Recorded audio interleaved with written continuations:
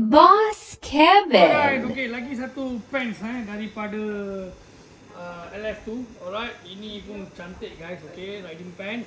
Okay, tepi ada padding, alright.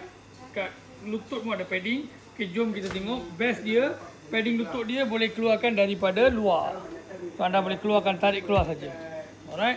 So, padding pun dah lain daripada lain. Kelas 1 saya rasa. Kelas 1. Okey, tapi dah lain daripada lain. Lembut dan dia ada berlubang. So, tak panas kat sana dan tak berpeluh lah. So, kalau anda letak balik padding, bila anda pergi hotel, buka je lah macam ni, terus buang keluar. Tak payah buka seluar. Dulu kena buka seluar. Okey, anda tengok sini ada satu lagi poket. Okay, anda ingat, oh ni boleh simpan barang. Salah. Ini adalah ventilation dia. Nampak? So bila kita duduk, ngam-ngam kaki dia kita macam ni kan, angin akan masuk, tempat ni akan sejuk. Selalu sini yang berpeluh. Alright. Dan poket ini pun memang ada function lah. Memang ada poket.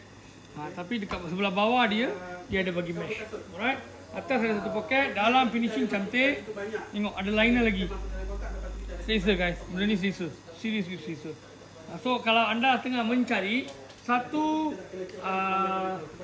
peseluar yang berkualiti macam brand besar tapi harga separuh, inilah jawabnya. Alright, color, satu sand color, lagi satu black color. Okey, sekarang ready stock semua color. Tapi jangan tunggulah, tak banyak lagi masuk. Itu saja Boss Kevin. Ciao.